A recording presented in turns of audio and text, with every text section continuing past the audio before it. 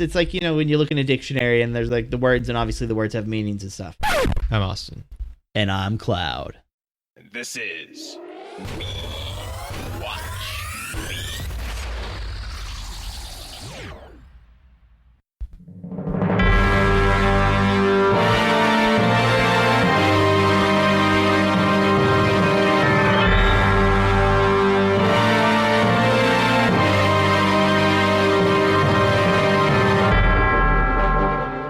Today's movie is Joker. Joker is a 2019 psychological thriller film directed by Todd Phillips starring Joaquin Phoenix. Now a plot synopsis. Okay, so you have this guy, and he has a disability of the mind, and he is helping take care of his mother as he works as a clown in Gotham during a terrible economy and a garbage strike, which will last for like another 50 years. And then just as things go, life just kind of takes a big dump on him. He no longer takes his medication. He kills his mother, and then he transforms into the Joker.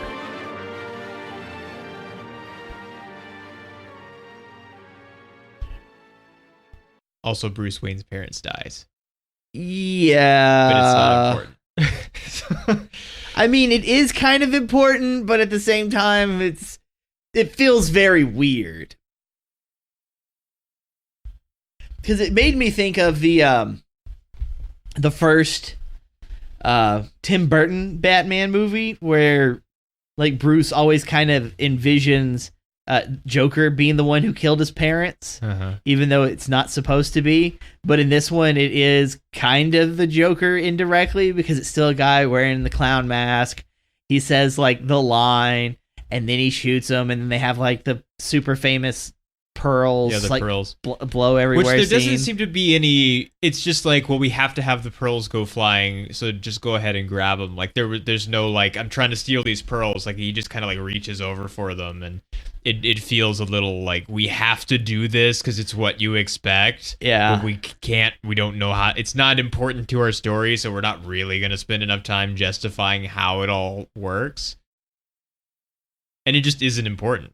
And now there's like a 40-year gap between. There seems to be, yeah. It's like, oh, so Joker is old. Yeah, any time there's been a trying to link some earlier. I mean, I haven't watched any of the show Gotham, but I know in that Bruce Wayne is still young and not Batman yet, and like all of the villains are busy becoming villains, and so I guess there seems to be some kind of general acceptance that mostly the villains are older, but the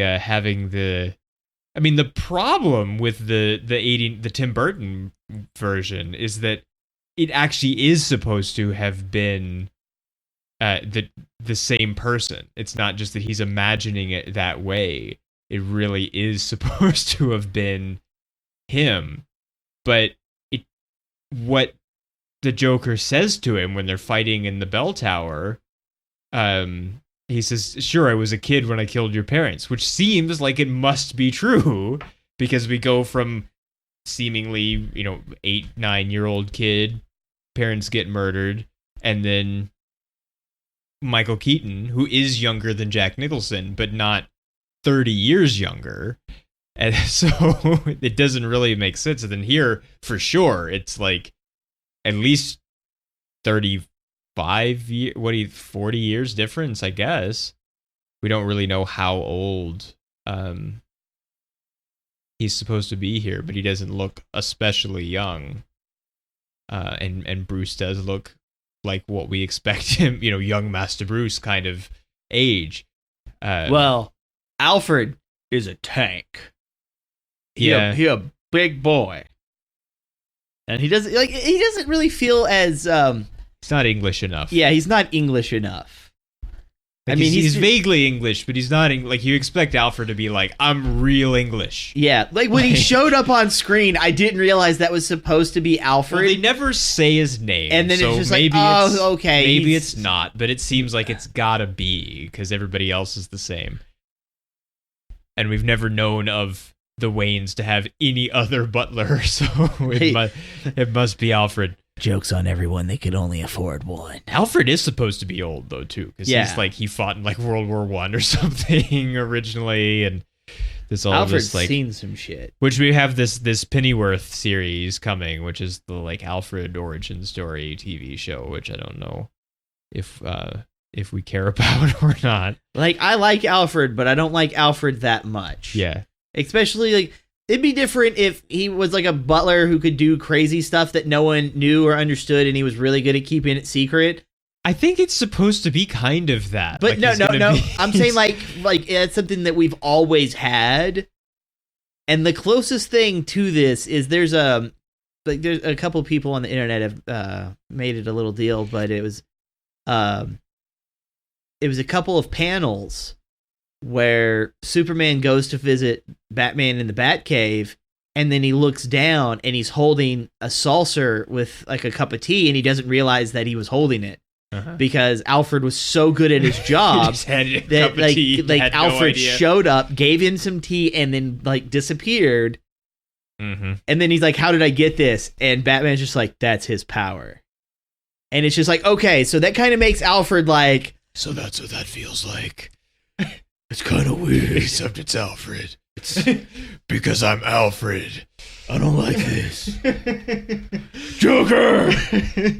So apparently, the director has said that he left it deliberately ambiguous as to whether the guy who we follow for the whole movie is actually the Joker or inspires someone else to become the Joker as a result of his activities.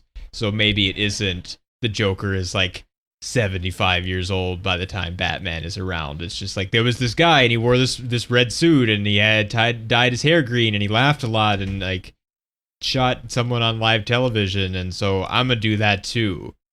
Okay, so this movie is pretty polarizing for a large amount of the audience, and a lot of really negative things have been written about it in all kinds of different contexts. And there was an article that was circulating around. Yeah, and it was like a whole bunch of these I don't want to call them lies because I'm sure there was a level of truth to it and it was just embellished. A level of truth. A level of truth that was just embellished. And it was talking about like all these people just leaving the theaters. And I found that interesting because when I went to go see this, I went at 12:20. At 12:20, 12:30, something like that. It was a little bit afternoon. And there was 5 people in the theater total. And there was me, a guy sitting by himself 2 rows in front of me, another guy about 2 rows behind me, like almost in a perfect line. And then there was 2 ladies who sat together about 1 row ahead over to the right. And as we were watching this movie, when they're on the subway, and the guys who work for Wayne Industries, you know, they're on the train and they're drunk and, you know, they're picking on the lady and he starts laughing because, you know, he does have a condition. And the lady kind of takes that as a sign to like leave that part of the train. Mm-hmm. And then they start picking on him and they start beating him up and then he shoots the first person. The 2 ladies got up and left at that point. And didn't come back? And did not come back. And while, like, I understand... What movie did they think they came to see? Like, it seems like that, like, the trailer makes it relatively evident that things such as... I don't remember if that particular moment is there, but there are violent moments, for sure, in the trailers. Well, okay, so I can understand that maybe this movie isn't someone's cup of tea. But unless you're 80... or you live on the top of a mountain with no internet. Internet? I kind of feel like there's no way that you don't know at least a little bit about this movie, especially if you wanted to go see it. And him shooting that first guy on the train is very much like a self-defense kind of thing. Because he is on the ground and he is being like pummeled. Yeah, it's the only time it is. It's the only time his violence is maybe justified. The rest of the time he's just crazy and flying off the handle and stuff. Yeah, like he shoots the first person and then he shoots the second person, but then he hunts down the third one and he does murder him. Yeah. Like that one was a pure murder. Yeah. But it's just, the thing is, like, he shoots the first guy and then they get up to leave. And I kind of feel like I should make fun of them because they should know what they were getting themselves into. You know, it's not like Happy Tree Friends, where it is very well cloaked as a cute kind of kid show. And then next thing you know it, a moose is being impaled and then bleeding to death while the other animals are like laughing and dancing around his corpse. Like, I can understand that. You got tricked. All right. If you want to leave, I ain't going to hold it against you. Like, ladies, this is an R-rated movie for like violence and language and whole kinds of horrible things. Like, yes, people are getting shot. Did you not realize this? But it did kind of make me wonder the more specifics when it came to his condition with his laughing, because we know that one of the things stated is whenever he kind of has I guess it could be like an anxiety attack or something similar where he gets, I don't want to say scared, but maybe like nervous or anxious, you know, something that would be a negative restricting emotion. If that response kicks in, because we know it happens in the club when he does the comedy routine. And of course he's delusional. So like he thinks he's being all this extra funny and he's not. And then he's seeing the lady who we find out wasn't even like a thing. That was a trip. But I wonder like how accurate or how true this is based off of like real medical conditions. And then like how deep did they go to make sure that they applied this as accurately as medically stated, at least by today's standards? It doesn't feel very accurate to me. And like one of the things that's been criticized fairly widely is the portrayal of mental illness in it. I don't know if there is I'm sure there probably is something like you have head trauma and then like you have uncontrollable laughter, or like, because there's lots of like things that can become uncontrollable as a result of various head traumas. And I don't know whether there is that particular thing or not. There doesn't seem to be anything like anybody writing about that particular illness. So it seems like maybe it's not like explicitly real itself. He has a lot of other problems. Like he sure has several other diagnosable disorders and conditions, and he does need some help. Yeah. And which he was sort of getting from the like health department lady before it was shut down because of funding. But she wasn't really that much help. She doesn't seem like, she's not a real therapist or a psychologist or psychiatrist. She seems to be like, I work for the health department, I can kind of do this. And he's right, she doesn't really listen to him. He probably did tell her that he did stand-up comedy before, and she doesn't remember it. But well, I actually have something on her a little bit later because I was thinking about her at the end of the movie. But I know that this movie does kind of cover issues that deal with mental illness, and it also is supposed to take place in the 80s. This says 81, which I thought it was the 70s. It feels like the 70s. The cars are all 70s. The clothes are 70s. Robert De Niro is basically being Merv Griffin, which is mostly a 70s thing, even though it did bleed into the 80s a little bit because it was on a long time. There were things that I had questions about, like that he has a VCR, because I'm imagining this being in like the maybe early to mid 70s, just from the way everything looks and the idea of the garbage strike and the recession that they seem to be in. And it's apparently not, because there was a real garbage strike in New York City, but it happened in 68. And so that's even too early for the 70s. And it's not New York, it's Gotham, which traditionally is more like Chicago or Detroit or something, because Metropolis Chicago is New York. Although it's hard to tell. Like Metropolis is obviously New York. Yeah. And Gotham has always been a bit more vague as to what exactly it's supposed to be, but it's some one of the other major U.S. cities that's not New York. But the feeling of it is very New York, because there's a lot of subway stuff and everybody's dicks to each other, which that's one of the things that the movie seems to want us to sort of feel bad for him, because he's like, people are mean to him all the time.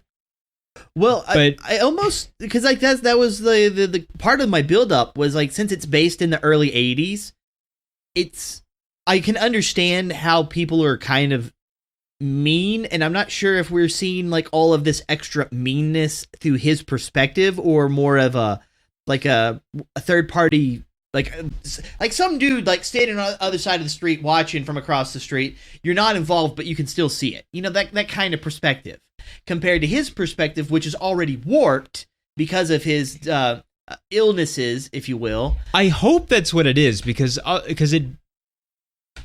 it made it really hard for me to sort of fall into any kind of like real emotional connection with him, because everyone in the city, almost, there's like 4 or 5 people that we come across in the course of the movie that are not just terrible to him and seemingly each other and everyone else.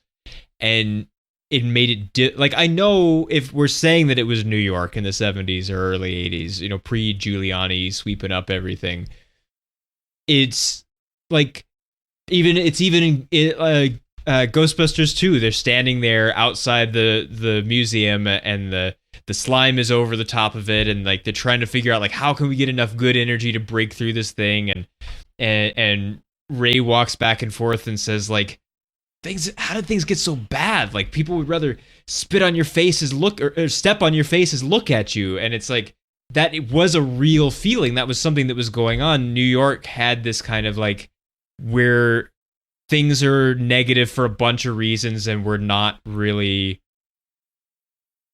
you know, there is this sort of like, I'm walking here kind of idea of what people in New York were like at various times. And that was never true as like an absolute thing, that like everyone was mean to everyone all the time, except they are here.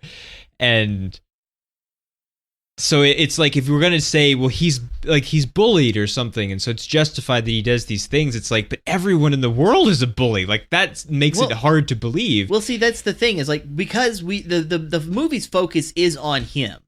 And because the movie's focus is on him, we don't spend time with other characters. We only spend time with him and his interaction with people. No, but the rest of the city is angry. Well, it's angry, but we don't experience it, though. Everything we experience is with him, and that's the difference.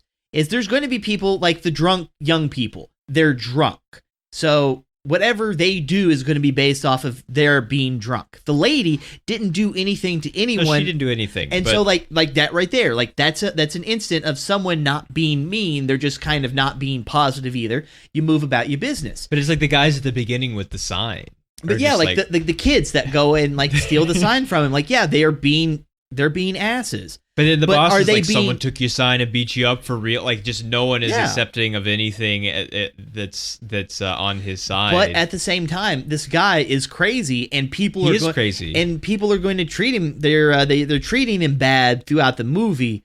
But it's also kind of how a lot of people with his kind of issues were treated anyways in the 80s. But not everyone knows that he's crazy, though, is the thing. Some people seem to, like, right he's away. He's weird, though. That's the thing. It's like, we don't know, like, if you were to, like, the clowns that work with him, like, they don't know all of the things that go on in his head. They just know that he's got a laughing condition, and it's kind of weird, and it makes people feel uncomfortable, so they're not going to treat him that well because being around him makes them feel uncomfortable. And they know he's got a condition because he's got a little card that he hands people whenever he's having these laughing panic attacks. And like the lady that's on the bus, like she didn't know what was going on. Just leave the kid alone. You know, yeah, it's a bit rude, but at the same time, and she didn't return the card either. Yeah, we didn't see her return the card. And so, like, we see him, and you can tell by the look on his face that he's having an attack. Yeah, and so you can kind of feel bad for him because he's in pain, quotations, but it makes everyone else uncomfortable because he's laughing. And that's not something people are going to be used to. So yeah, they're going to treat him bad. It's the 80s. People were not as understanding as they are now. And so I can understand that it's kind of difficult to build an attachment to him through like these emotional traumas. But at the same time, I also think it's good that we don't, because we know that in the end, he kind of does accept this evil. Yeah. But and it's, maybe we shouldn't want to feel bad for him knowing that he accepts this evil. Well, we should. I mean, there's been a lot of comparison to Taxi Driver. Yeah. Probably not without some reason, being because Robert De Niro is in this, although it's a very different character. Ooh, but very different. He's like, I respect Taxi Driver as a piece of important early 70s filmmaking and the feeling and time that it captured, and why people did think that it had something important to say that they identified with.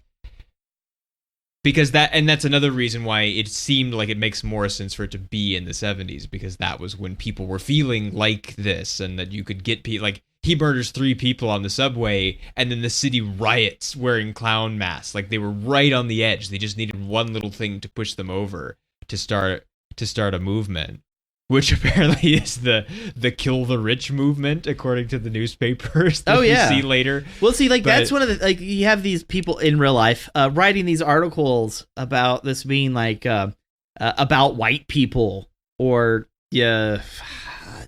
I know they threw around incels, but it's not like this guy doesn't get out. He's just messed up in the head. Yeah. Well, he doesn't really get out, though, is the thing, because he fight clubs his whole relationship. Yeah, like he thinks he gets out. He just doesn't realize it's in his head because he's got a problem. Yeah. Which that he does fight club his whole relationship makes are people really being as mean to him? Yeah. As he perceives them to be thing. But it seems like probably at least some people are, because other people are upset about what's happening in the city. So, well, like when the 2 other clowns show up to his apartment, and like he stabs one of them to death because like that was the guy who like took away his job, and which like, was weird because he was like, "Here, I'm going to give you this gun in case you need it. Also, I'm going to tell the boss that you tried to buy a gun off of me." Which isn't what happened at all. Yeah. And so he's nice on one hand, and then stabs him on the other hand, and then gets stabbed for it. Literally. But it's but then the other one, he's like, "Hey, you're the only one who was nice to me. Yeah, you can go." And it's just like, and I like that scene. I really do, because it's a mixture between him accepting this like horrible hand that he was dealt, and he's tired, and so now he's pushing back.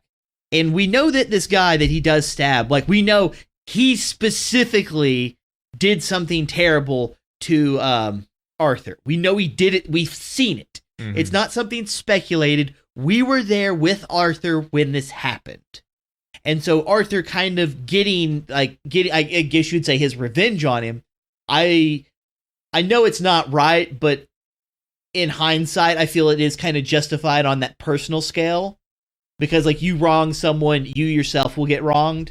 And that's what happens to him. But then you have the other one, and he's like, "Hey, go ahead. Like, I don't want to hurt you. I don't want to hurt you. You're not part of this. Go ahead." And then whenever, he realizes he's too short to do the bottom lock, he's like, "Hey, Arthur, can you do this?" And he's like, "Hey, no problem, man. I got you covered." And he does, like, nice people things after murdering someone. It's a very odd situation, but I can understand. Well, because he's psychotic. So yeah, he is psychotic. His behavior is not rational and explainable. So, but see, I kind of feel that it might be. What do you mean it might be? It might be because, like, he didn't attack the other guy because he very clearly was like, "Hey, you didn't do anything to me. Go ahead, go about your business. I got no problems with you." While the other guy that he just stabbed to death, like, that was someone who had hurt him in the past. While his actions are not good, I can understand that mentality. Uh-huh. But then like he goes on and whenever he goes to like the late night show, the Murphy, what was the name of the show? What? The late night show. Oh, it's live with whatever his name Murray is. Franklin. Murray Franklin. Yeah, with Murray Franklin. And like he goes through that and he does like the whole clown makeup bit and we're like, okay, this is like the final transformation kind of thing. And we see him do like the knock knock joke in his home where he like has the 38 and all that. Yeah. And it's which like then he doesn't do, because it seems like his idea is that he's going to go and kill himself on television, which there are things, either rip-offs or references or something to Network in here also, and we'll talk about that too. But like with that, then we kind of get to the idea of, well, Murray, you played my clip in an attempt to make fun of me. And while, yeah, he did kind of play the clip to make fun of you, that's not like you shooting him isn't equal exchange. Like the dude was just having a laugh at you based off of a little thing. Yeah. And now you've killed him. Like that's not exactly fair on the scale. And then that's the part where I'm like, okay, this is I can understand people like now he's insane and has to be taken care of at this point. Like yeah, that's not good. Do you remember when we watched God Bless America?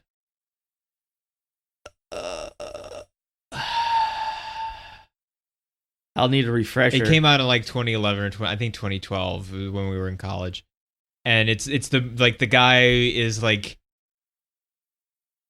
bad things happen to him over and over in his ordinary life, and one day he just like has enough and like gets a gun and then goes on this like long rampage. Yeah, and, that like, he has a little girl with him for part of it, and then they end up on TV at the end. And like I was reminded of that, especially in the like everyone is mean to him thing, and then he's eventually going to take things into his own hands, and the end takes place on television.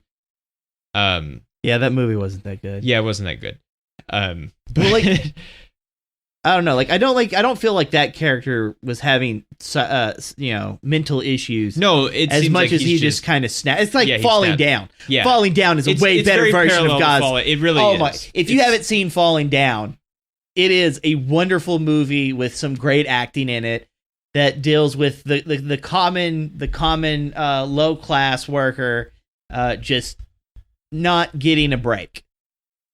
It speaks to me on so many emotional levels. I think also it's it might be Michael Douglas's best performance. Yeah, I mean, he so just good. like disappeared. Like he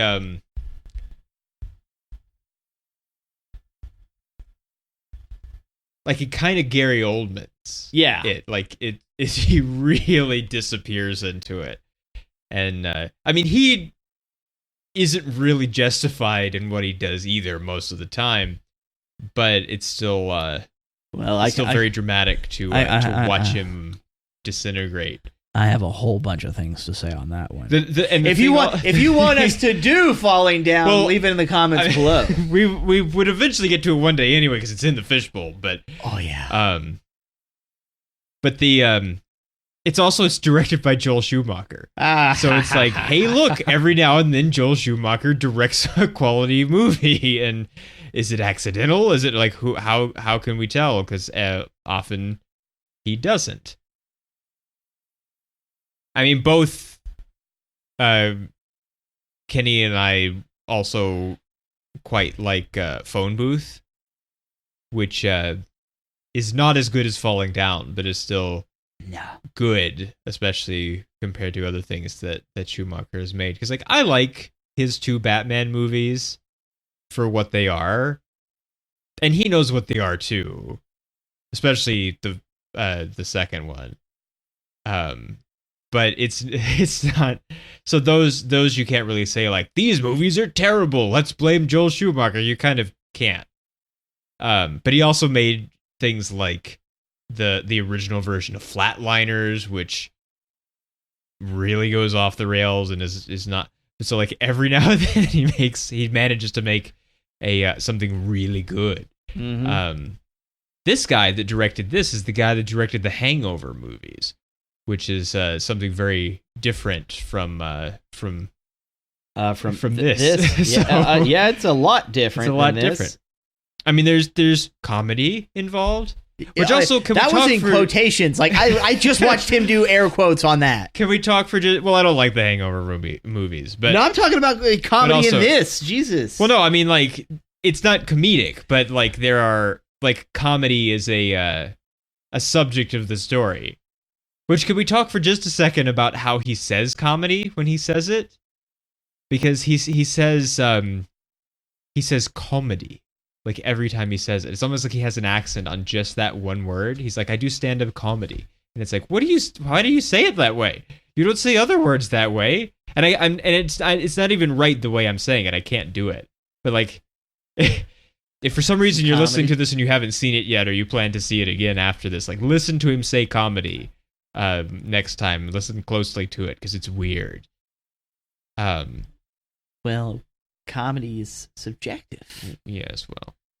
Also, did you notice that I think it's Bruce Wayne. I think Bruce Wayne yes Wells. Somebody does. I noticed it. I can't remember who it was, but somebody does.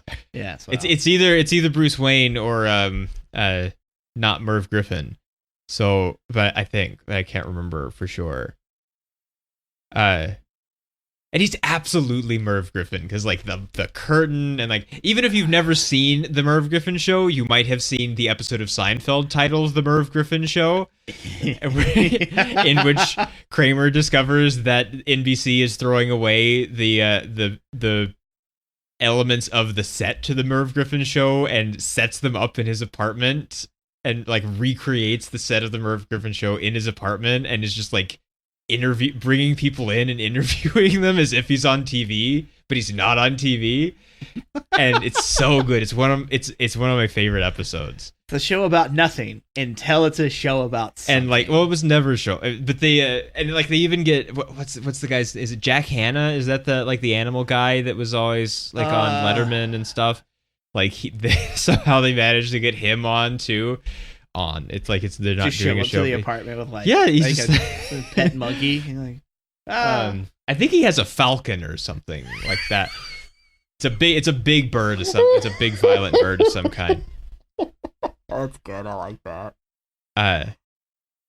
But the like I don't sympathize really with Travis Bickle and Taxi Driver either. I know some people do, and some people are like, yeah, I'm gonna do this, even though they may not like strap a gun to their arm and go and shoot a politician. There's some kind of like Travis Bickleism that some people subscribe to, at least elements of. There was some worry about this movie because it's a universe of Batman movie and it's especially violent compared to other Batman movies, that it might inspire actual violence, and the theater in Colorado where the Dark Knight shooting happened didn't show it. It hasn't showed it, isn't going to show it. And I don't know if any of that is really worth anything because there's violence in lots of movies. Maybe somebody decides to do something violent because they saw a movie. Like we've talked about this on the show before in some amount. I don't think there's anything special about this movie that's like it's gonna. I know he in the movie is inspiring people to commit violence, but within the movie itself, yeah, not that he doesn't, and he doesn't even turn away from not Merv Griffin and address us and say you should go out and kill the rich now or anything. Yeah. So it's because like okay, he kills the three people on the subway, and then he runs off, and then he's really quiet about it, and he kind of goes back to his life. Mm-hmm. But like the city is going through a re-election, and with the three people who were killed having worked for the Wayne Corporation, Thomas Wayne, who's trying to run for mayor, mentions it, and he kind of calls everybody clowns. And I don't like this. No, I don't I- like this characterization of Bruce. It's like even Bruce Wayne is a dick too. I don't care. For Well, that I can kind of understand Bruce a little bit because here's this strange man who showed up at my house, and this is not the norm. So I can kind of understand like Bruce as the child, because remember he's just a small child being a bit hesitant because he doesn't do anything outwardly wrong or bad. He's just very withdrawn because here's a stranger. well, Alfred, that hadn't happened yet though. When he gives the interview and says everybody's clowns. I don't think had it happened. no, that had already happened because that was before he goes to the Wayne Manor. Like yeah, that's what I mean. Yeah, like his interview had already happened. That was before, yeah. Yeah, so that he had already wasn't happened. talking about him particularly. Yeah, and it's a weird thing to call people. well, It's like if you haven't managed to make yourself some money, you're just a clown. Like that's the sentiment of it. It's not the words. Yeah, but- and I feel like I almost now. Okay, so other than that one animated movie where Bruce was the one who was shot, and Thomas Wayne became the Batman, and he was very, very like this was somebody who like, oh yeah, Batman doesn't hurt people. No, Thomas killed people. It's like, oh yeah, like I'm not having any of this. I will break you in half if you don't tell me what I want to know. And if that doesn't work, I will just kill you because now you're no longer a threat to God. Like Thomas was insane at that point. But normally Thomas Wayne was always a good beacon of hope, like someone who was worth looking up to. Even though his character was really shallow because he was always like supposed to be the dead icon. Like that's why Bruce was towards the idea of I protect people. And I do this at my own expense because no one should have to grow up without their parents. Like he didn't want other people having to go what he had to go through. And so whenever you have that, you have to look at these two people he looked up to. And Thomas was always trying to make Gotham better. And so I almost feel that whenever they have this, it was an opportunity to make him look good or bad directly. And they kind of just made him look bad. Yeah. And I wanted them to make him like still be good, like from our perspective, because we can actually see the truth. But because the city itself is upset, like the city is mad, the people in it, they're doing things that they shouldn't be doing, in quotes. I could see like a newspaper article taking what he had said and making it seem like he actually said that the people were clowns. And then that's what got that started with all the rioting. Because Arthur wasn't even involved until he kind of realizes he's been hallucinating. And then he receives the call from the Murray show. Mm-hmm. And he's like, oh, yeah, next week on Thursday? Yeah, okay, yeah, that's fine. Which I kind of wondered once we found out that he Fight Clubbed his relationship, if that was even real. Yeah. And if he was just going to like show up to the TV station and not be supposed to be there and just like end up forcing his way onto the set and killing himself or killing someone. It turns out it was real, yeah. But I wanted Thomas to still be that beacon of light, like the beacon of hope. And he just, because like, yeah, there's the bathroom scene where he does kind of get into a little conflict, but like, it's a very weird thing when you have this guy who is supposed to be the adopted son of this lady who's also has issues, who obsesses over you. And now he's shown up and he's already, damaged in that kind of regard. And now he's doing this, and it's right here in front of you, in this bathroom. I can understand him like punching him in the mouth and trying to get out. I can understand that. I just wish all of his other interactions actually made him look like he was supposed to be good, but the people are too angry to be having any of it, anyways. Yeah. That was my own personal desire. Yeah, I didn't like Thomas Wayne. Like, we're supposed to not like Thomas Wayne. He's a big douche. He is. And He's it's a big not douche. it's not the way that we normally think of him. And like, sure, he's a rich guy and like Gotham is in bad shape and he's busy being rich, and even though he's trying to help some, he's still being real rich while other people aren't. But he's much more like overt about like, if you're not rich, it's your fault, and Yeah. I don't like you, and you're just a bunch of clowns. And I'm going to be your mayor and show you how to fix your own problems. Vote for mayor for mayor. Vote mayor for mayor. Vote mayor for mayor. Vote mayor for mayor. Vote for mayor for mayor. I still got like 15 things, bro. I had something, and I don't know what it was. Did you write it down? No. Ooh. Well, I'm sure I'll think of it, or think of something anyway. But there, I don't have like a super ton to say, because like I think that the controversy over this movie is kind of like bogus because like I don't feel like there's a whole lot here worth like getting angry about anyway. Like I don't think there's a lot to disagree with or agree with, or that there's much going on to care enough about to be like upset. Well, I almost want to say that there's people who wanted propaganda, and so they went into the movie looking for propaganda that wasn't there, and then they left the movie saying there was propaganda that wasn't there because that's what they wanted to be there anyways. And there's one of the people I know, he had seen it on release date, and he was talking, and he's like, yeah, like all that stuff that people had been saying, I didn't even notice. And it did have a very much eat the elite kind of feel to it. And I go, well, I can understand that, because like, honestly, as a movie critic, because that's what we are, I feel like I have to pay extra close attention to everything that happens and do my best to remember stuff. And so having someone like him who doesn't do that, but is aware enough of the things going on that he already had that suspicion when he walked in and then left with a completely different opinion based off of the movie itself. I feel that was enough for me to go into the movie confidently, and hey, I'm probably going to enjoy this because the people who I feel like I can trust to have a balanced and fair opinion all seem to say the same thing about it being a really high quality movie worth watching. Well, I mean, I think that Joaquin Phoenix does some nice acting. I feel like it seems like this couldn't have been an easy performance to give. And the music is good. It's well shot. Well, the time period is recreated well. I think that Todd Phillips thinks he had something to say. I don't think maybe that he managed to say anything particularly very clearly.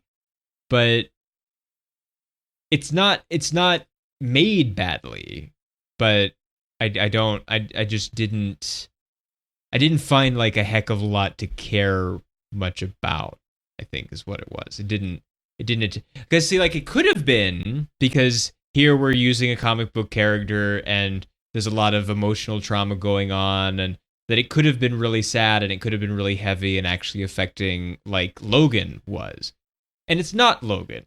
It's not. It wasn't especially affecting, and it could have been. I wasn't sure going in. I was kind of worried as to whether it would be especially sad and depressing, and I would have to deal with that afterwards. But it didn't turn out really to be that way. Well, I would say all of the acting was amazing. Like, I will go that far, just between Phoenix and Robert De Niro, like, themselves. Yeah, De Niro's good. Well, he doesn't have a lot of screen time, but he's good when he's there. Well, see, it's not so much that. Like, I'm having to look at it from, I don't expect that kind of acting out of De Niro, but then he does, You're like... not? I really don't, not the quality, I'm talking about the character he's playing. Yeah. Like, you generally expect quality acting from De Niro. Yeah, but I also kind of expect him to be like the closest to the family can watch me and not anything bad happen would be like Meet the Parents. Mm-hmm. Like something like that, where like he's still kind of tough and he's still a little grizzlied, but you can tell he's a good guy kind of thing. And in this, he's a game show. He's a talk show host, and I'm just like, hey, Merv Griffin. He's like, playing Merv Griffin. Yeah, like he's doing an amazing job. Like I feel like I'm actually watching a talk show from the '70s. And And then, like, with everything that Phoenix is doing, like, hey, yeah, that was great. The only thing I would say might be a bit weak in the acting area was the mom. But I almost feel like there's not anything that she could do past, I'm sick, I feel old and weak, and did I tell you how amazing Thomas Wayne was? Like, it feels like there's not anything for her to be able to do to be good at it, but it just being there, it's just like, I mean, like, you're looking at everybody else doing all of this great stuff. Like, even, one second. Because I had to pull up, like, a whole bunch of names. Stop it. Scroll. Oh, Jesus. The character's name is Sophie. Well, Sophie's the neighbor from down the hall. Yeah.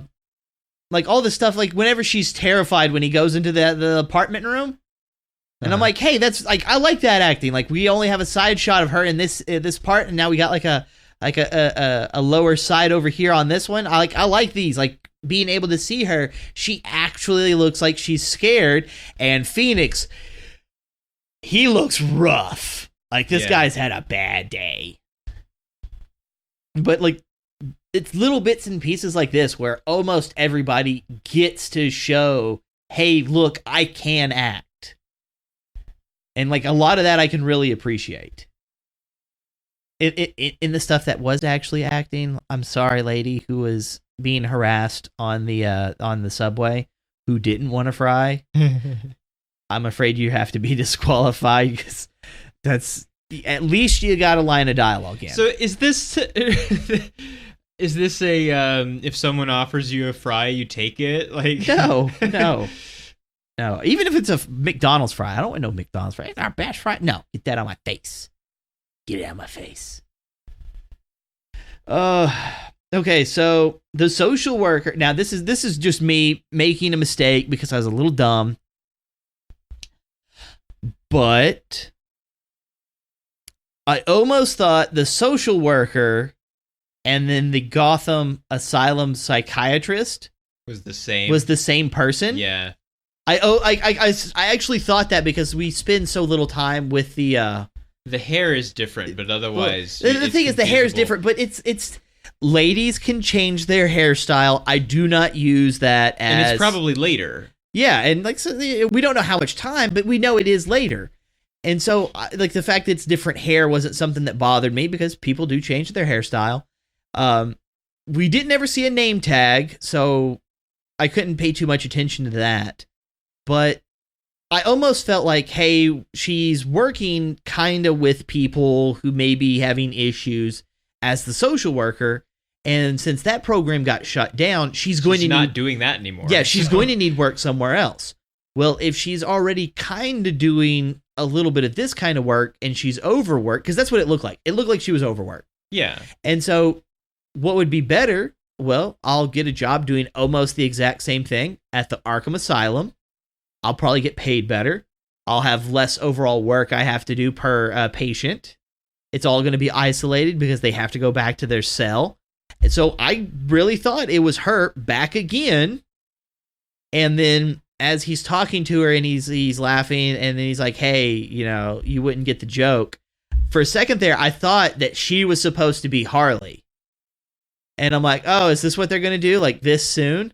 And then whenever he leaves, like, there's blood on his feet. So it looks like he killed her. Yeah. And I kind of felt that cemented, like, the idea that they were the same person.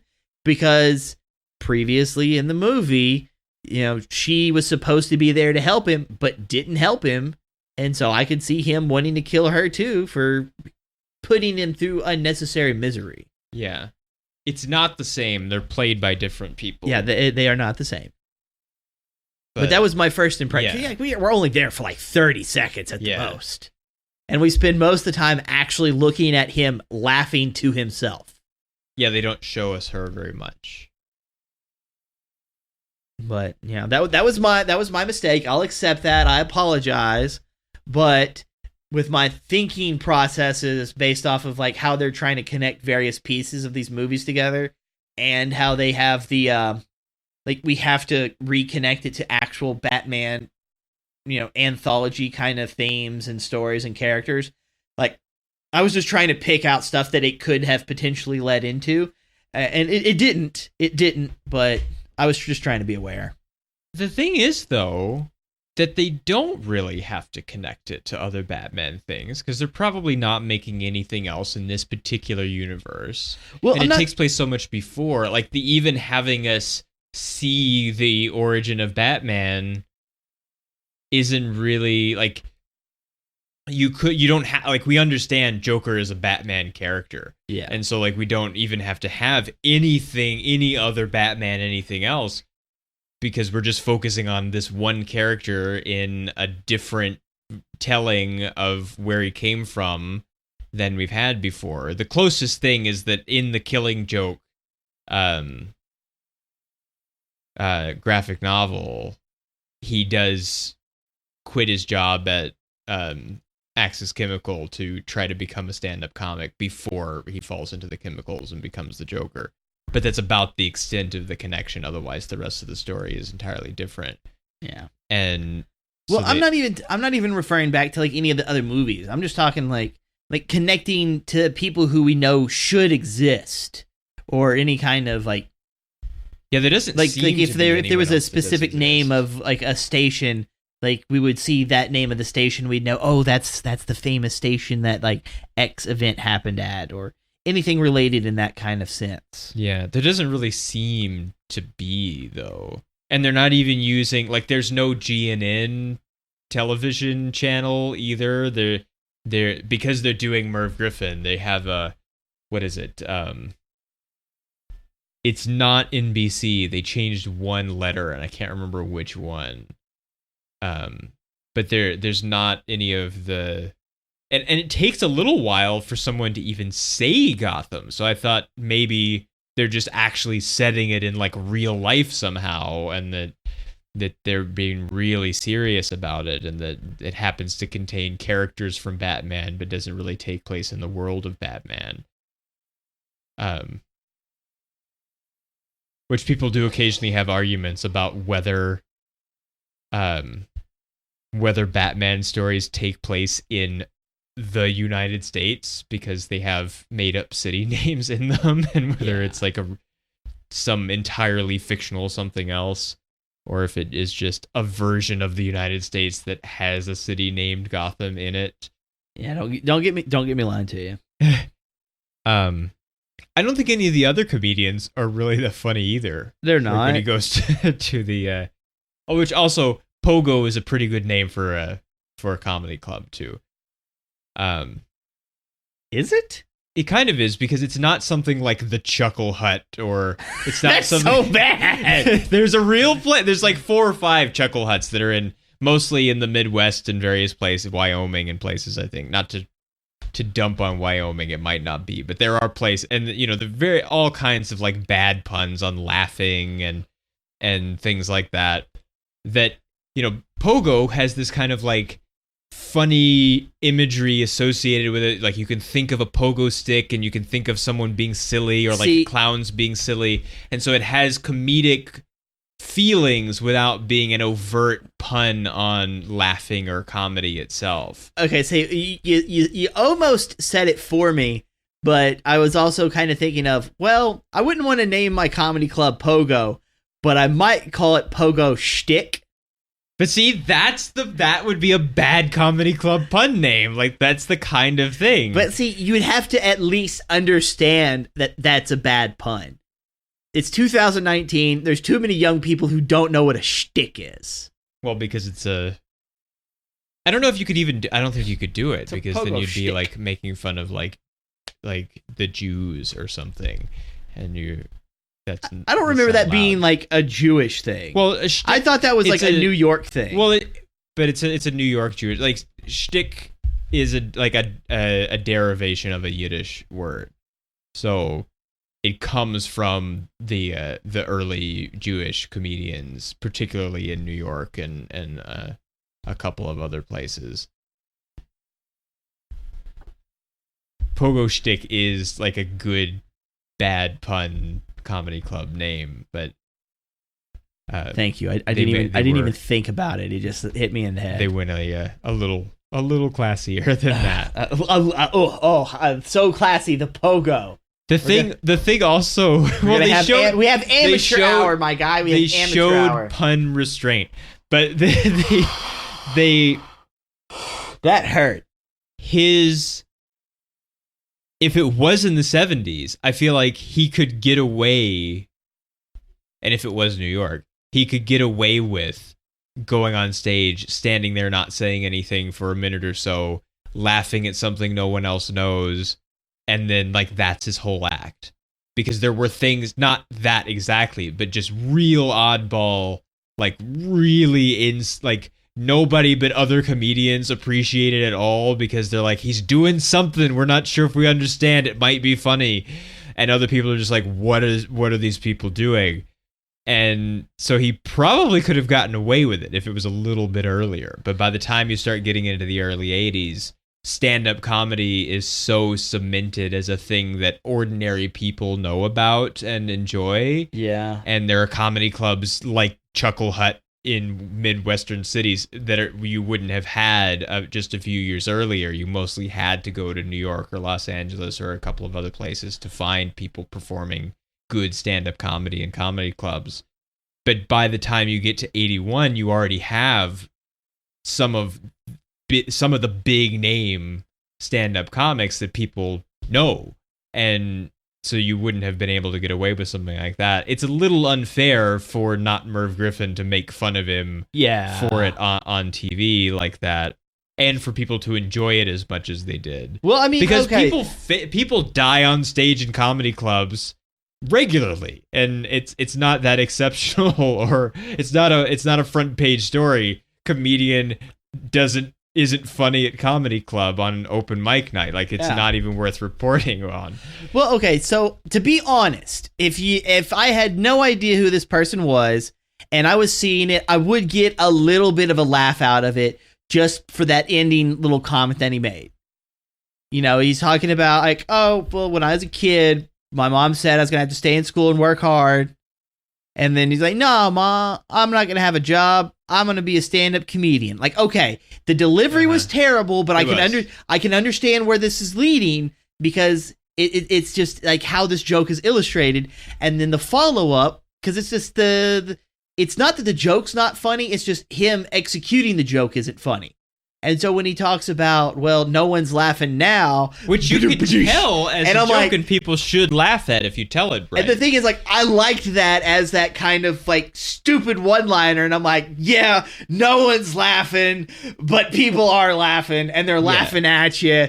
So it's like a mixture of it's kind of funny because it's so bad, but it's not funny because now people are making fun of you for it not being funny. Mm-hmm. So I'm having that kind of conflict. So while he's playing it, Murray, because we don't hear it the first time. Yeah, he goes into his like happy place music and we get to hear it and we get to see it, and I'm like, I think that's it's bad, but I think it's kind of funny, and so I have a hard time trying to understand the differentiating between the people who are laughing at him and who are laughing with him because it's supposed to be funny.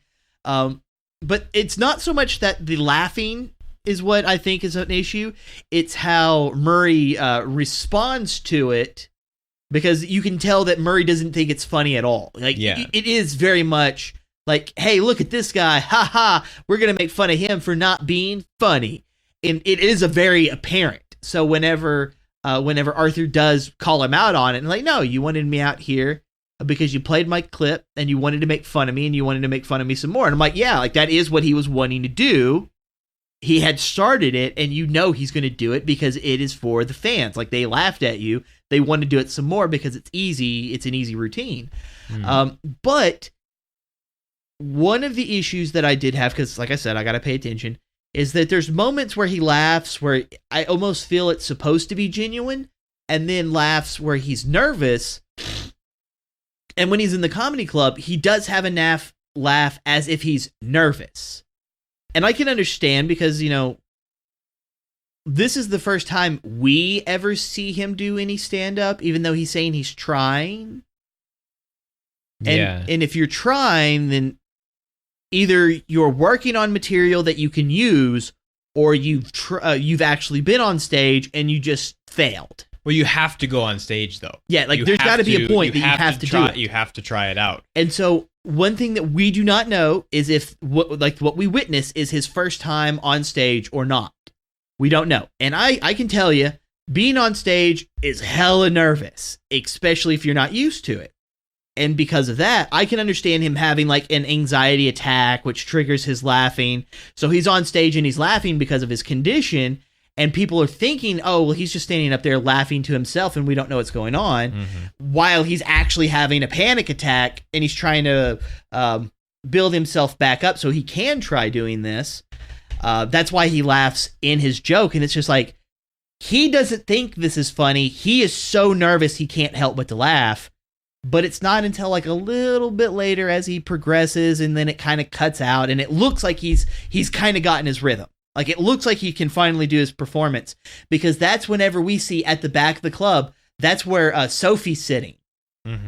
So except she's imaginary. She's not actually there, but he thinks she's there. And so there's that kind of that level of, well, now I have someone who will support me because they're nice to me. And so it's like, it's that little bit of buildup. And I kind of feel like that breaks my heart a little bit, because he is trying to do something that he wants to be good at, but he is failing and there's no one to actually support, because even his mom says he's not funny. Yeah. Well, because, I mean, we don't actually know whether he can be funny or not, because it seems like the entirety of his material that we're aware of is about how he always wanted to be a comedian. Yeah. And not actually any other jokes. Or like clown related things, which kind of feel creepy, but I don't know if they're creepy because it's 2019 and old school clown stuff is weird, or if it's just weird naturally. Well, I don't think he's a very good clown either. He has kind of a generic, like, I'm dancing to clap in your hand, which that song, Drop Your Gun, has always kind of bothered me, because it always makes me think, okay, so there was this one time that I was happy, but I didn't know. Because that's what it seems to it's just like, if you're happy and you know it, which seems to say there could be times where you might be happy, but you have no idea. You are unaware of how happy you really were. And that seems like an odd thing to happen to a person. Like, what if it's the opposite? If you're sad and you know it, frown your face. Yeah. Why is that guy smiling? We know how horrible his life is. Everybody hit the dirt. Yeah, he just... He's reaching in his bag! He doesn't even know. It was real irresponsible to just let... I mean, I feel... I don't even remember what episode it's on, but like one of the heads of one of our episodes is me like stumbling over telling people to get holsters. Yeah, get a holster. Putting guns in their pants, which... Well, hell, at least put it in your pocket. It's a stub nose 38. Yeah, it's put it in your pocket. It's little. Well, it looks like it could be considered a stub nose 38. It's pretty small. Yeah, it is very small. Like that. It seems to hold about 10 or 11 bullets, though, because he seems to shoot rather a lot on the train. Well, see, that's what's kind of weird about it, is he shoots them like 5 times on the train. And then we never see him reload, and then he shoots the other guy like 4 times. Yeah. And it's just like, that's 9 rounds. That cylinder holds no more than 6. Like, someone's got some really good reloading speed for someone who doesn't know how to use a gun. I had a snub nose 38 style cap gun one time, and it held 8 gaps, but I don't think that the real ones do. So I know, and like, nothing holds 9. Nothing holds 9. There's not a revolver that holds 9. I like revolvers. I think a lot of them have a very clean and nice design to them.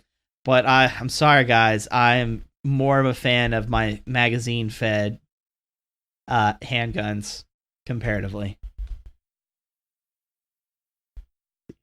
It's almost like he wanted to go to the asylum.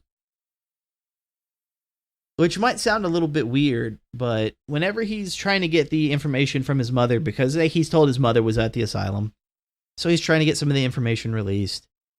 And He steals the information. He does so steal he has it. the information. He does steal it, but at the same time, like when he's talking to the gentleman who had to go to the basement Yeah. to get it because it's like 30 years, because that's what he says. It's been 30 years, so we know that he's at least that old, if not older.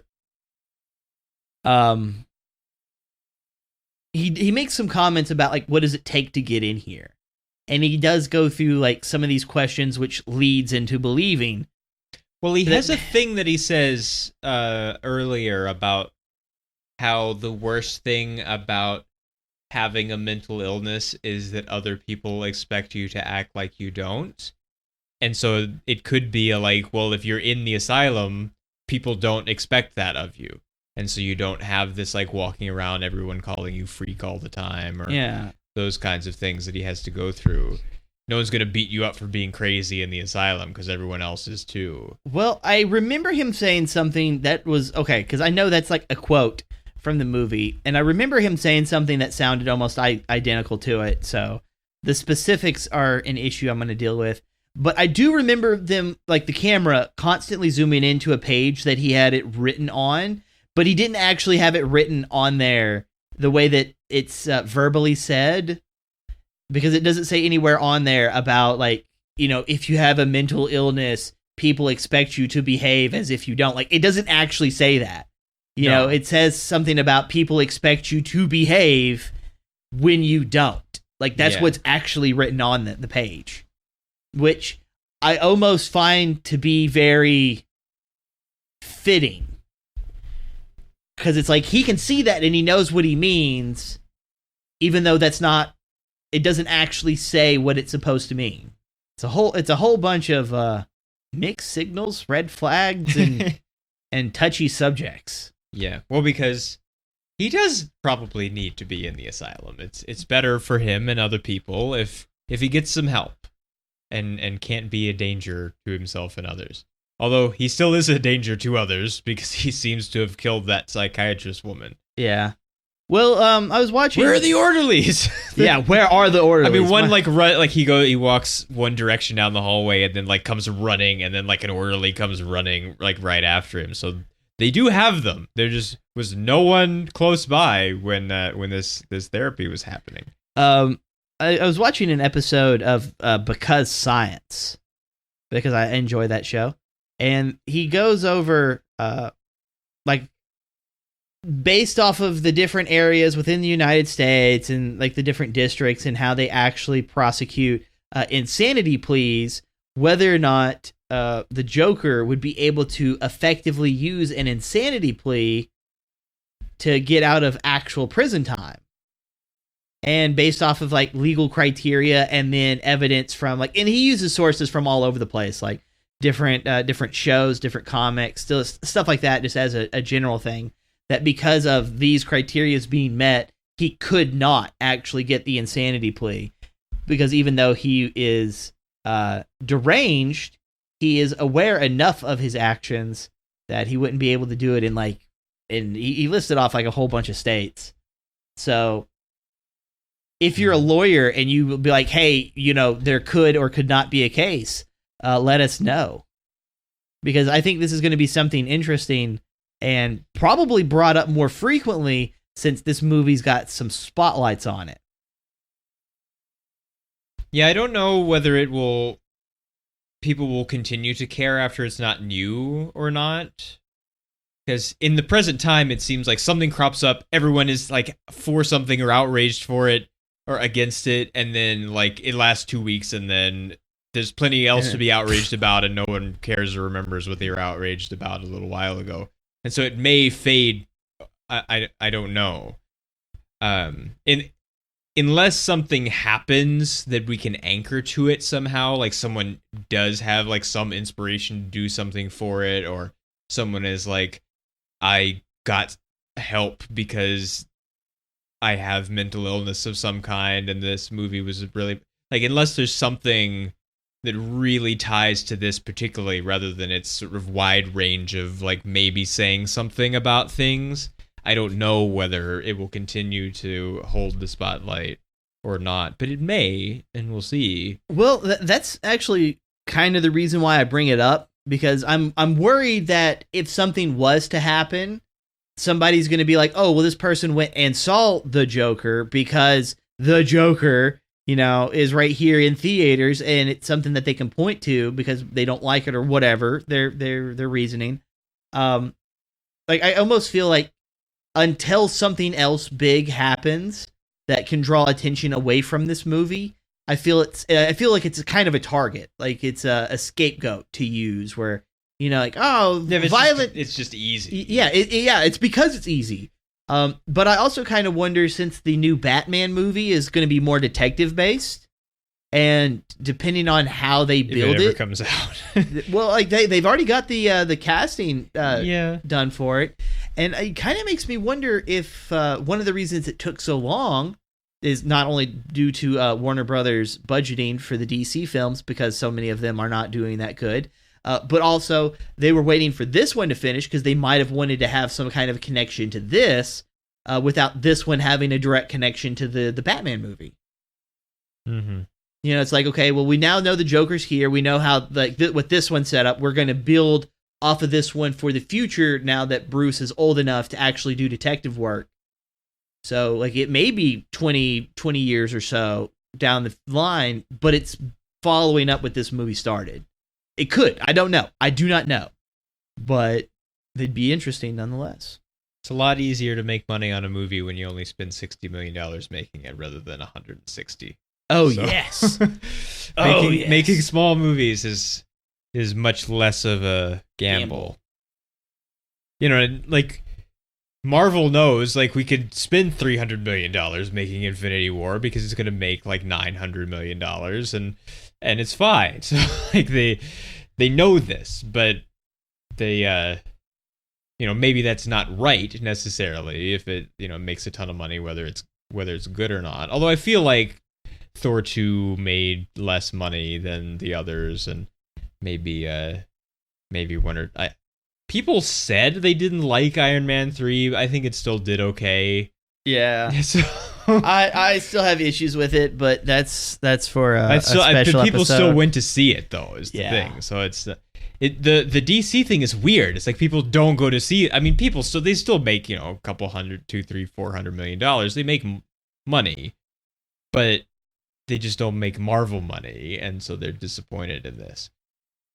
And I guess the Nolan movies made fairly significant money, though they were expensive though too, because he's like, no, we're gonna do it for real. We're really gonna flip this truck, and it's expensive, and we're gonna use IMAX cameras for the whole thing, and like film IMAX cameras and just crazy expensive stuff.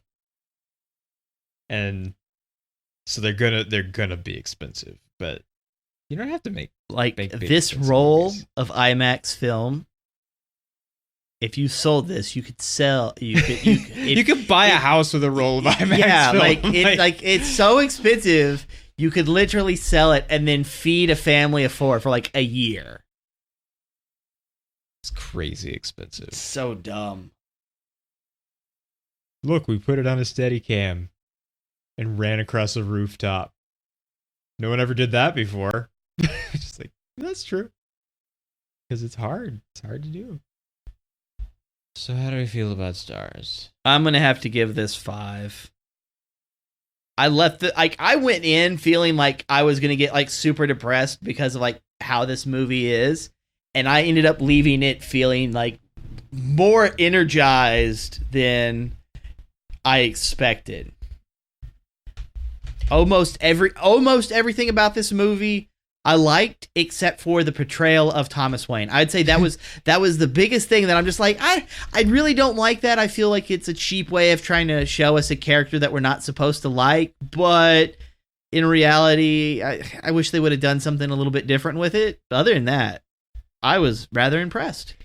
I guess I am appreciative that he's just kind of generically a douchebag rather than he's a metaphor for some real life person that we're supposed to not like. So it's not quite as messagey as it might have been. He's just kind of a rich people are dicks, kill the rich. It's not like this one particular person, hate them. It's not like overtly political or overtly social in a specific way, or at least it didn't read that way to me. Yeah. I'm sure you could probably attach person I hate in real life to him or other characters and justify it some way that it is messaging to you in particular, but I think you're finding a message rather than it's intended to be there. Well, I had kind of expected to at least maybe be depressed, although I was hesitant to really feel that way because someone just because we see him get bullied and stuff in the trailers, and I'm like, well, that doesn't really justify you to go like kill people and stuff. To me, we've discussed such things before, and so that I didn't think was going to affect me the way that it might affect other people.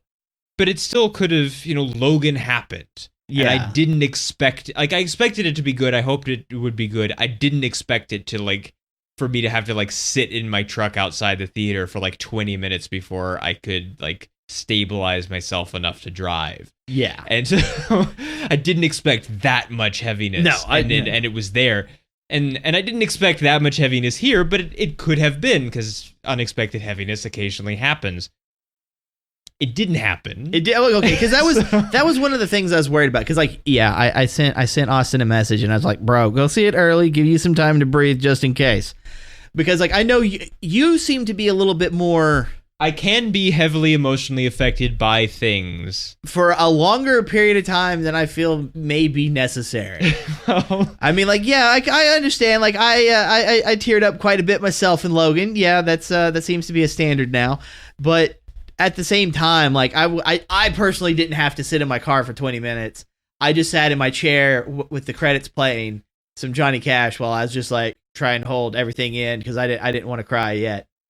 And then, wiping a few tears away. But it's that, I guess, sticking on to movies supposed to suspend your belief, blah, blah, blah, blah, blah. But it's just being able to return back to normal. I know I can do that rather easily. And, oh, dang it. And I didn't want you to go seeing it and something being really depressing affecting you longer than it should have. But luckily it did not. It actually didn't affect me much at all. Yeah. So, in kind of any direction. I don't really... I could kind of rail against this movie has something important to say, which is half the criticism that's going on. I don't think it has very much important to say. I think even if we're going to portray not mental illness exactly, but things happening mentally that are traumatic for the person to go through and for other people around them to watch. The Alzheimer's, dementia, whatever is happening to Professor Xavier in Logan is so traumatically dead on to how that kind of thing really is for people and their families that are going through that kind of thing. Because we don't know what exactly he's suffering from here, which I think the director has said rather a number of times over various different elements in various interviews, various places, that basically everything, and I think he actually said specifically in one case that the entire movie is open to interpretation and you can make of it whatever you want, and that it might say this or that, and it's up to you. That I feel that's maybe kind of it's weak. It's weak because that means you didn't really have anything. You deliberately made a movie that could feel important, but now it isn't because. But it's not because you didn't actually make it about anything. You made it seem like it could be about whatever happens to be important to you, and so it felt a bit. I left the theater with renewed found energy for my dislike of Nazi Germany and the Italians who supported them. All right, listen, I don't think we saw the same movie. I really don't. I mean, well, I just have to play this because we don't mention Nazi Germany very much. He doesn't need your authority. He's the Gestapo.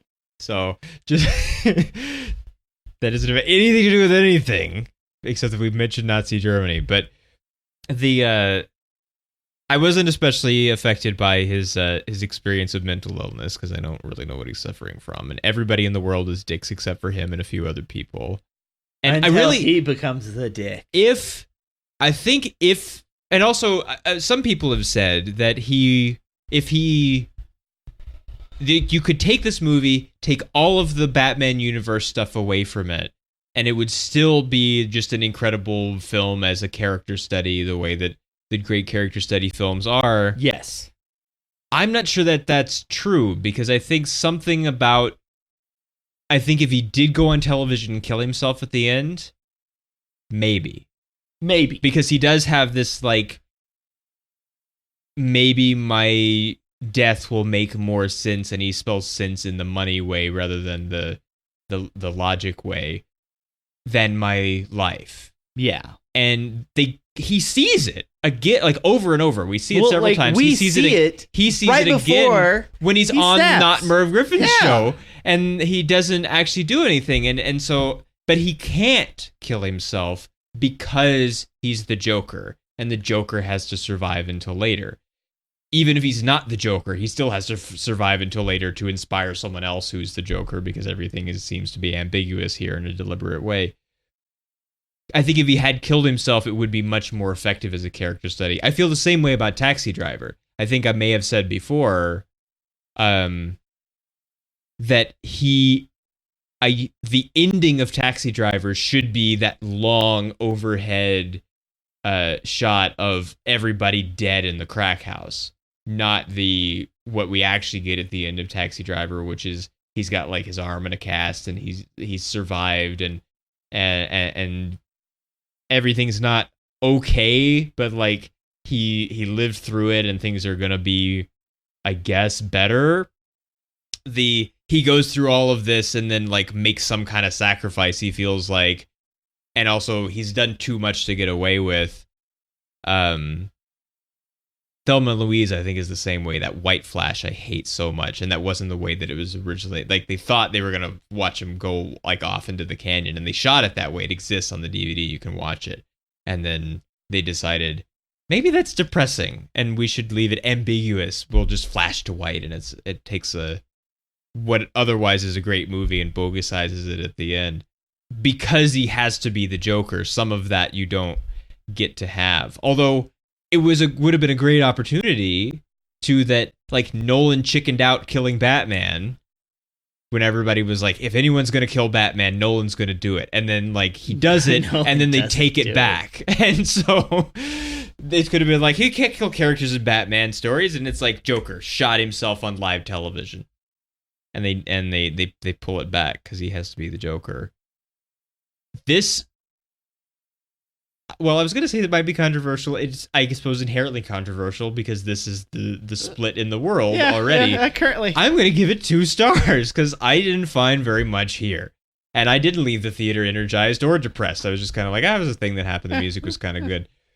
Acting was good. I don't think it has much to say. I think it thinks it has things to say that it doesn't.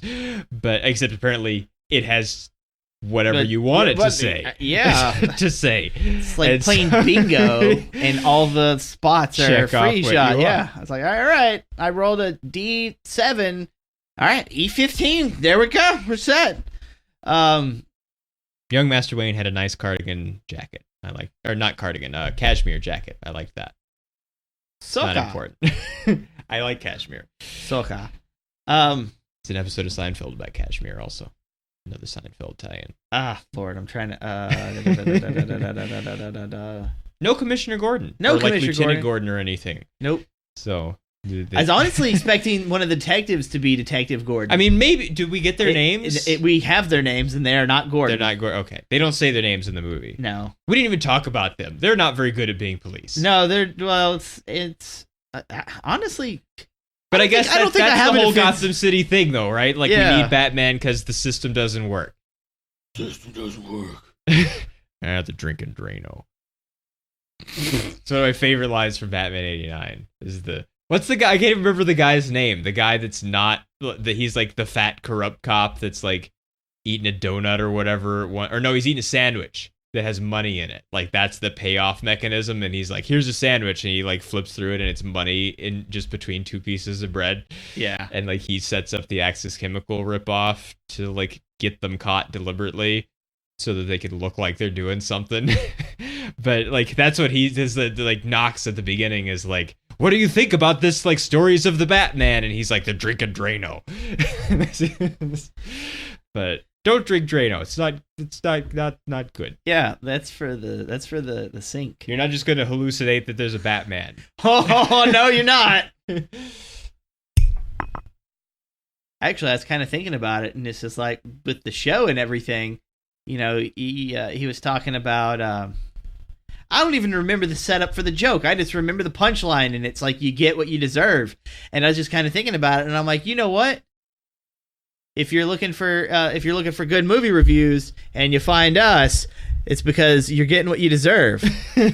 High quality stuff, and we're not going to shoot you in the head. We promise. We're not the what is the line? What is it? I know it's not what you deserve. It's what I can't remember what it is. It's the line from the end of Dark Knight that he says to Two-Face. Or that Gordon says to like he's the hero. Is that the hero we need, not the one we deserve? What is it? I can't. No, it's yeah, it's not the hero that we deserve, but he's the hero that we need. Yeah. So I'm not sure which podcast we are. You probably don't need us. I don't know if you deserve us either, but hopefully you can enjoy Maybe both. us. Maybe I don't know. Listen, we need some validation here. All right. Do we should we have done a do we need like a special this is for like Batman universe movies where like we do the Batman voice? We did the Batman voice at the beginning in any case, so which is now the Batman voice, and like it doesn't start until the Nolan movies. Like he does it like Michael Keaton does like a slight deepening of his voice.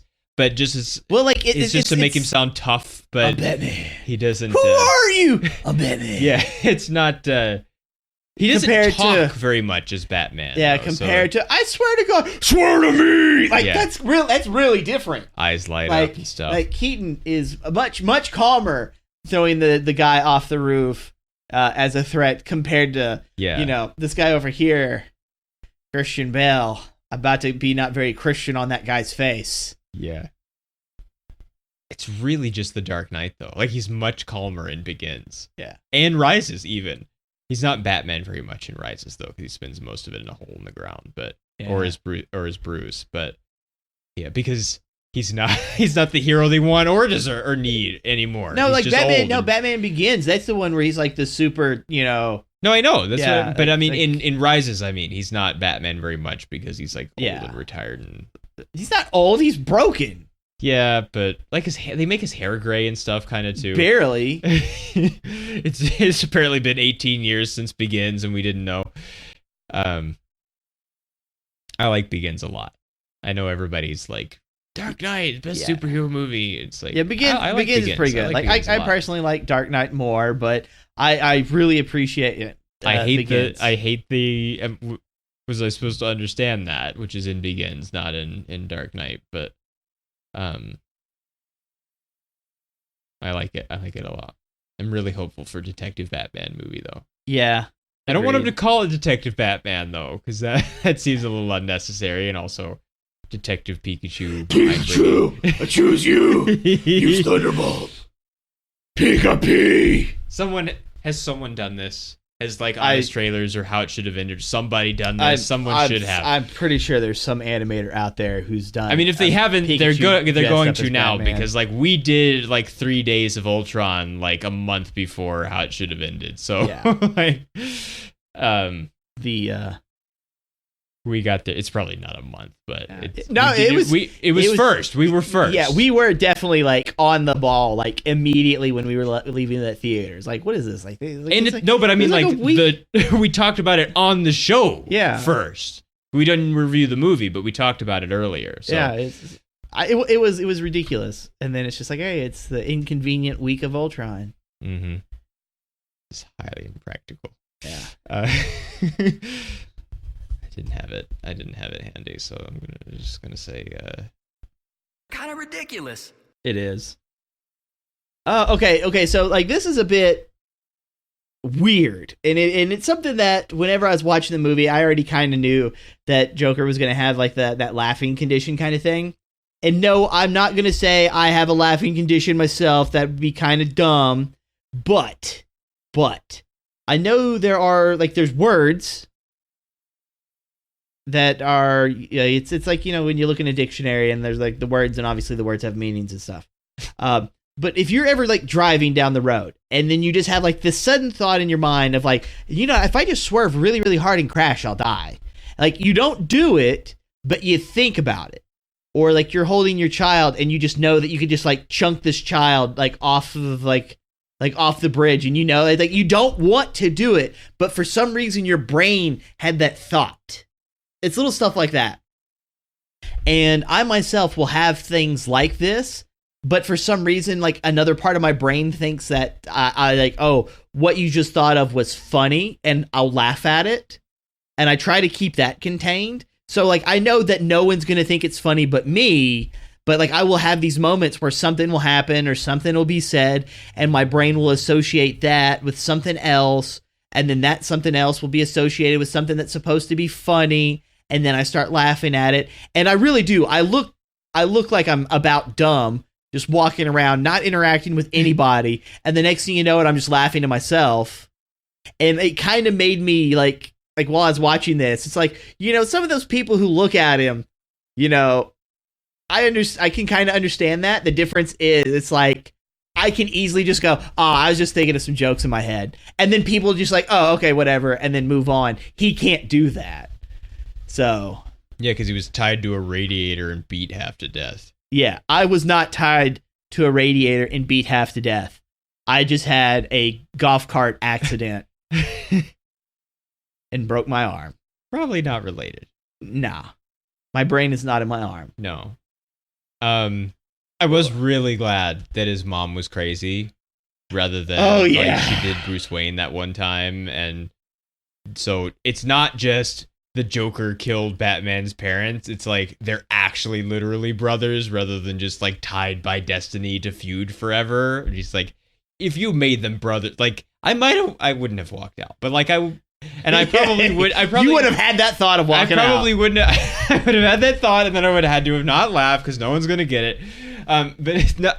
I probably wouldn't even have had the like hands on the armrest from Into Darkness. But I would have been not happy. You were adopted. Wait. Now that's something else I don't like, is anytime someone gets offended whenever like, oh yeah, you were adopted. Are you saying my mother doesn't love me? You're like, no. Just that I'm saying that you ended up being adopted. She did not give physical birth to you. That's what I'm saying. Like, she took you and she added you to her family, and she has loved you ever since. We just happen to say that you did not come from her physically. That is it. Calm down.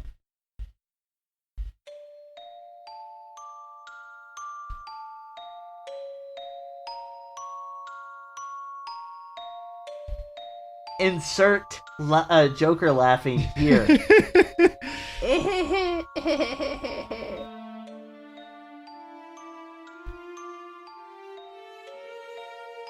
Yeah, that's all we have to say about Joker. Which is just Joker. It's always just Joker. Yeah, it's just Joker. He says Joker. To De Niro, can you introduce me as Joker? There's no the. Yeah, just Joker. It's the opposite of what they do to Batman sometimes, where sometimes Batman is the Batman, and it's weird when people say it. But it's the Joker, and here it's not. It's just Joker. Batman is just a title. It's an icon. It's a symbol. It's for the people. Like corruption. Oh, like, all right, and the Joker's over here just like, I'm sick. Someone help me. I'm about to shoot this person. Bang. Prop gun. Which they did actually bring. So, like, it's too bad he never actually turned it into a prop gun. That would have been awesome. But you know what else would be awesome? Is if you liked and subscribed. Maybe leave a comment down below. if as long as it's not Birdemic, I would be willing to take a suggestion. I would much rather we have to do. I will jump off a bridge. If I we will do find the highest one. If we do Birdemic, we have to do it as a listen along. We can't just watch it and then talk. So we drunk. have to watch it. We have to do it. We'll do it live. Maybe we should do it live. Watch Birdemic along with us live. Which actually, hang on. Did you notice that it said at the end of the one time we saw the credits of the Not Merv Griffin show that it was taped before a live studio audience, which is the way that late night talk shows are done. They're not done literally live. They tape them in the afternoon. And then when Joker was actually on, it was live. Yeah. What was up with that? I want to know what's up with all the TV screens all watching. Oh wait, okay. Hang on. I'm pulling the music down. We have things to talk about. That is one of the network things.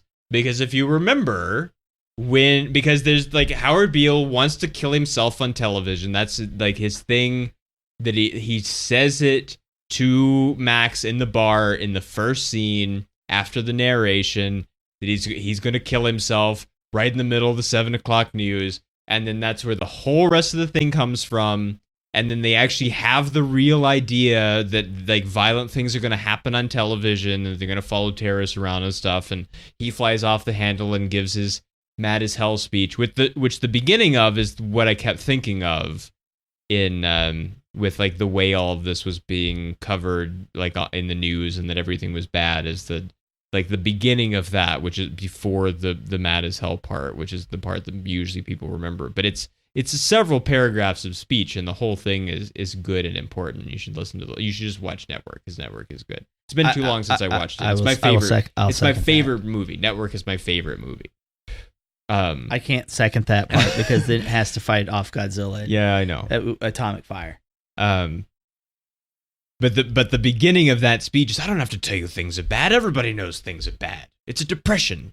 Everybody's out of work or scared of losing their job. The dollar buys a nickel's worth. Banks are going bust. Shopkeepers keep a gun under the counter. Punks are running wild on the street, and there's nowhere anybody seems to know what to do, and there's no end to it. And like that's what's going on in Gotham. Yes. Is that. And that's why we need Batman. But it's but when at the end of Network, what happens at the end of Network happens. And then we see what happened, because that was happening on live television also. I won't tell you what, just in case you've seen. I know I've like spoiled the end of like 6 other movies, Taxi Driver and Thelma and Louise and whatever else. But and then there's this like this pull out to these other, which is actually the way that it begins also, is just like there's a bunch of TV stations, which it's in 76, so there aren't that many TV stations, even the way that there are by 81. And so there's all these TV screens, and we like zoom in on Howard Beale on the news while we're hearing narration about that he's like his network is in last place and all this, and that's how we start the movie. And then at the end, what happens. And then the reverse happens, and we come out of that and we see the other anchors on the various other networks talking about what just happened on Howard Beale's network. And that's exactly what happens here. Joker kills De Niro on live television, and then all of the other networks talk about it. And the shot is like the same. There's a few more screens. There's like another row of screens in each axis, but otherwise it's the same. And if that had been the end of the movie, it really would have been doing the end of Network, but it's not, because then we come back and we have the asylum scene. But it's on live TV, and it wasn't live before. The Merv Griffin show wasn't live. You didn't do live talk shows, because you're not going to get celebrities to show up at actual 11 o'clock at night and talk to you on TV. And there's no reason for it to be live. Everybody understand it's not live. And they took most of the live out of the names a long time ago, except Jimmy Kimmel is still Jimmy Kimmel Live. And occasionally he does do a live show now and then, but most of the time the logo comes up and it says Jimmy Kimmel Live, and then like down at the bottom it says previously recorded. And so they have to hedge it because it's still in the name. Yeah. Every time it's not actually live. But he's just he's not Merv Griffin live, except it is live, and it's kind of odd. I'm not sure they would have kept carrying it. Oh no! That even as long as they did up until, because like sure, nothing violent had happened. He hadn't really there hadn't been any like unacceptable for television language, but it was clear that something not okay was happening. Oh, it dipped really hard, really fast. And De Niro's producer over there was like, no, done, over, finished, cut. I mean, De Niro is being he actually has to like turn into a real interviewer for like probably maybe not the first time, but like the first time in a while, because, you know, celebrity talking about their current project on late night talk is like not really people talking to each other. It's like everybody kind of knows what they're going to talk about, and it's not, you know, unless it's Craig Ferguson, it's not like it's just an exchange of information. All the like they know what questions they're supposed to ask and kind of what the answers they're going to get. And so it isn't really a real interview the way that like Larry King does an interview or something. But then suddenly he finds himself in the middle of an interview and he just like keeps asking questions and trying to like hold his image sort of. But then it doesn't matter because he gets like a shot through his eye. And then chest. And he was dead. So he doesn't move at all when he shoots him the second time. Like the body jolts because the a impact bullet just went into it. But like he's dead because he has a shot through his head. So it's he's way more dead than people getting shot in movies often are. Oh yeah, because that's him acting. Yeah. Well, and it's the movie saying he's dead. Yeah. It's real. He's so dead we replaced him with a ballistics gel dummy and a live round. It just seems like the networks have VCR. The other networks have VCRs running on each other though, because it's live and it's immediate. And then the other networks are showing what happened. Like they don't show the death, but they show some of the other stuff leading up to it. And they're saying like, this is what just happened on the Not Merv Griffin show. And it says small at the bottom, footage courtesy of whatever the not NBC network is. And it's like, but how did you get it so fast? It's 1981. They're not, I mean, you could satellite it over, I guess, but it just happened. Boy, we competing? We on top of our game? Yeah. And that's all we have to say about Joker. I guess Again. for real this time, yeah. We'll see you next time. Later.